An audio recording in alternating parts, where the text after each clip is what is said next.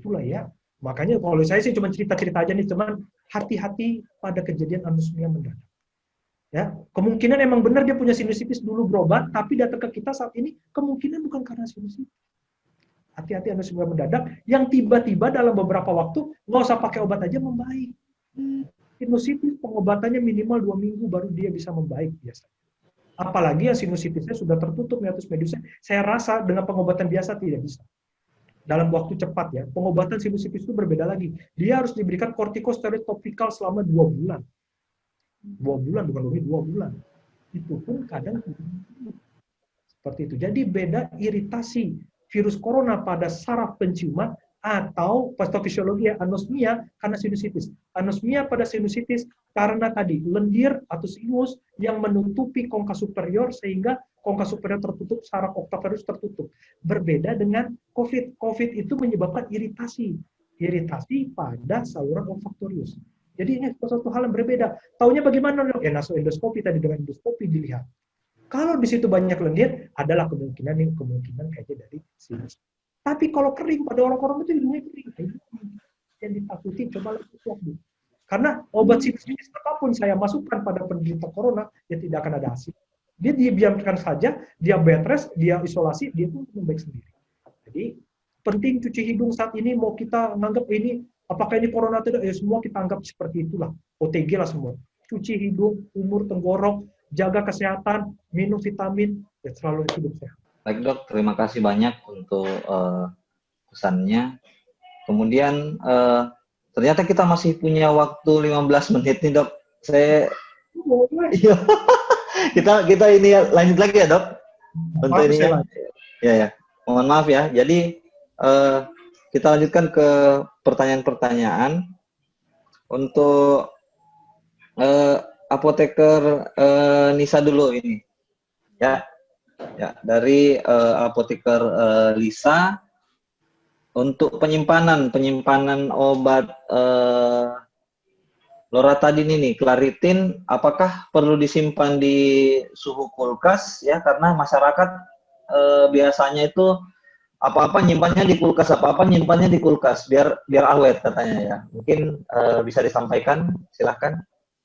Baik, terkait dengan masalah stabilitas penyimpanan loratadin, untuk penyimpanannya ini nanti loratadin bisa disimpan pada suhu kamar atau di bawah 30 derajat Celcius ini untuk menjaga stabilitas atau efek dari efikasi dan stabilitas dari si loratadinnya.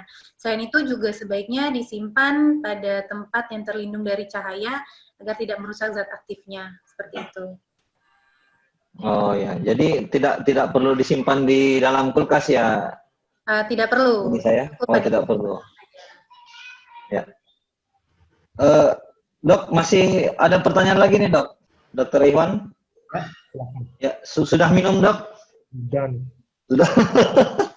Masih, boleh. Ya, dari apoteker Suwadi. Nah, ini tadi ada tadi Dokter Iwan menyebutkan penderita alergi ada yang dilakukan pembedahan. Nah, mungkin meskipun sudah dijelaskan ya dok, mungkin dijelaskan lagi keadaan yang bagaimana sampai harus dilakukan pembedahan. Apakah pembedahan itu adalah first choice ataukah alternatif terakhir dok? Ya, silakan dok. Jadi kalau pembedahan tadi itu kita lakukan pada kriteria persisten berat yang sudah resisten terhadap farmakoterapi.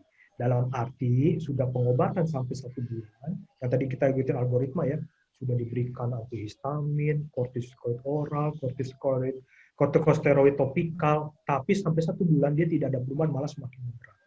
Jadi saya bilang tadi, tindakan invasif pertama adalah reduksi kongka namanya. Reduksi kongka itu adalah pemanasan pada hidung, dimasukkan ada alatnya itu sebagai alat listrik, dimasukkan ke dalam situ.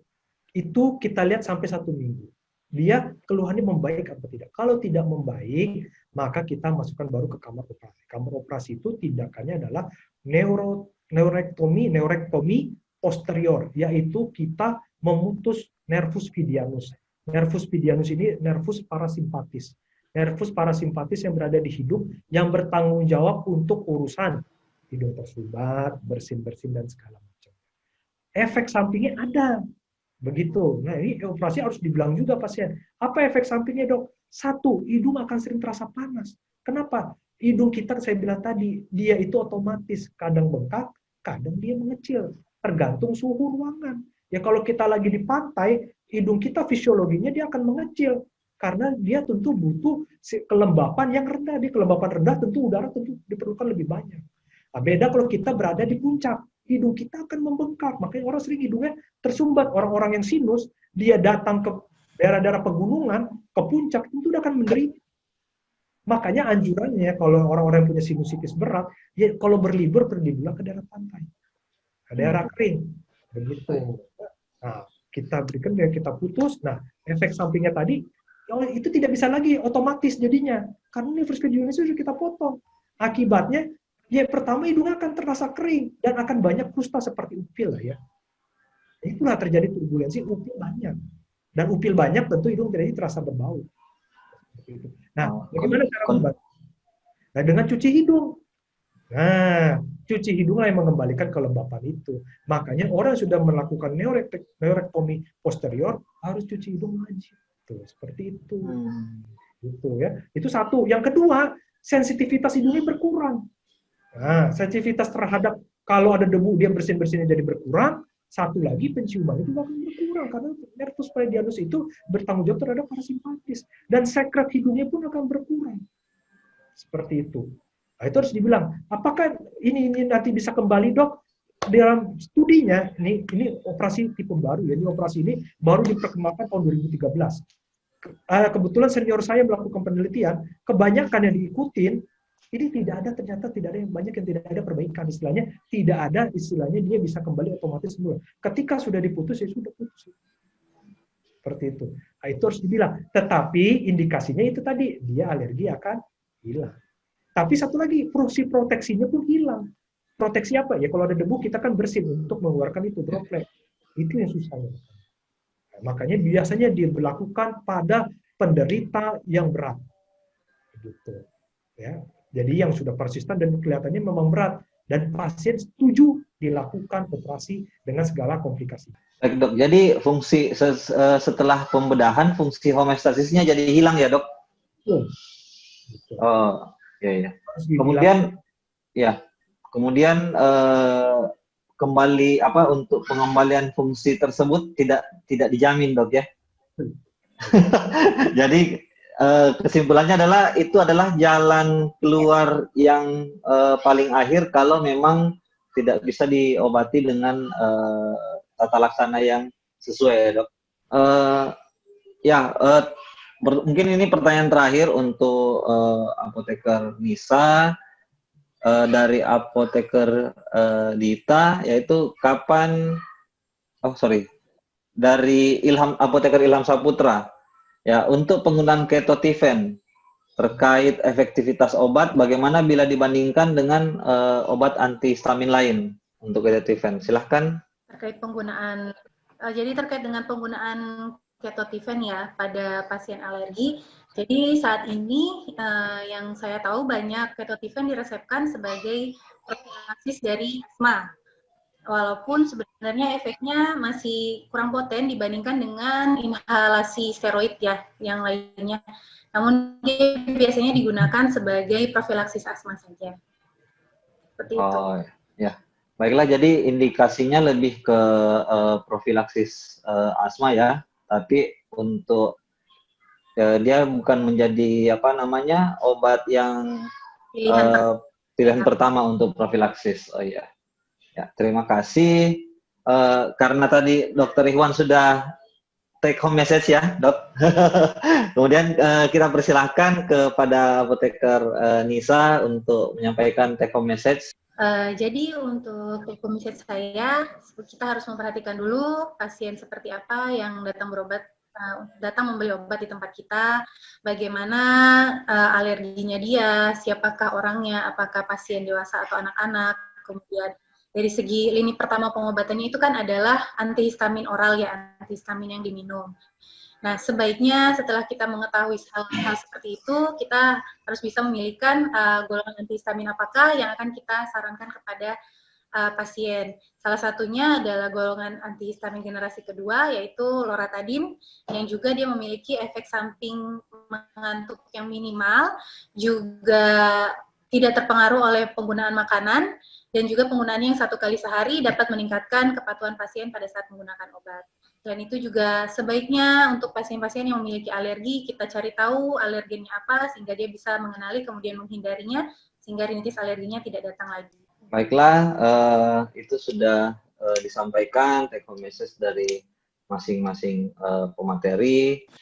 Ya, terima kasih banyak kepada para pemateri untuk hari ini. Sebagai kesimpulan, yang pertama antara rinitis alergi dengan flu, kemudian batuk pilek itu sangat susah membedakannya ya dok. Jadi perlu betul-betul kehati-hatian untuk mendeteksi penyakit tersebut. Kemudian untuk pemilihan obatnya itu kita akan sesuaikan dengan penyakit, kemudian dengan pasiennya. Kemudian untuk antihistamin, itu antihistamin generasi 1 dan generasi 2 itu lebih aman dari efek sedatif untuk generasi kedua dibandingkan generasi ke-1 dan Iya, silakan. Kedengaran, maaf. Ya. Dan loratadin merupakan salah satu pilihan antihistamin yang merupakan generasi kedua dan memiliki efek sedatif yang relatif kecil dibandingkan dengan antihistamin yang lain. Ya. Terima kasih banyak atas kehadiran semuanya teman-teman sejawat, atas waktunya sampai sore hari ini. Semoga kita semua diberikan nikmat kesehatan ya dan dijaga dari pandemi ini. Saya tutup acara hari ini dengan ucapan alhamdulillahi rabbil alamin.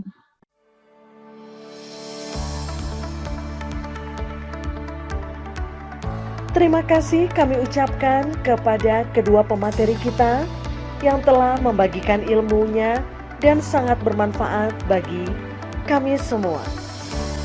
Tak lupa juga ucapan terima kasih kami sampaikan kepada moderator yang luar biasa yang telah memandu acara secara baik sampai dengan selesai. Sejawat apoteker dipersilahkan untuk melanjutkan kegiatan dengan mengisi post-test melalui tahapan sebagai berikut. Masuk login ke akun webinar.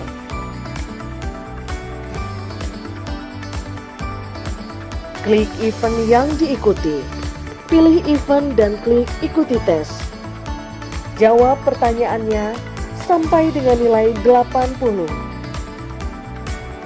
Jika belum mencapai batas minimal, silahkan ulangi sebanyak 5 kali. Tunggu penyaluran SKP. Jika telah disalurkan, klaim SKP dengan klik tombol klaim SKP.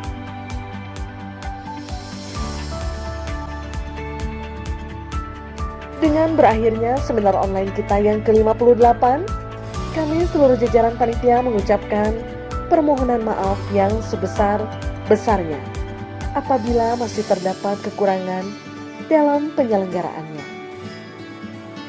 Tetap semangat untuk belajar, tingkatkan kompetensi diri, buktikan pada masyarakat bahwa kita memiliki peran dan kita hadir untuk bersama-sama dengan tenaga kesehatan lainnya meningkatkan kualitas hidup pasien. Tetap gunakan sistem informasi Apoteker Indonesia. Salam sehat, tetap tersenyum dan bahagia. Sampai berjumpa di seminar online berikutnya.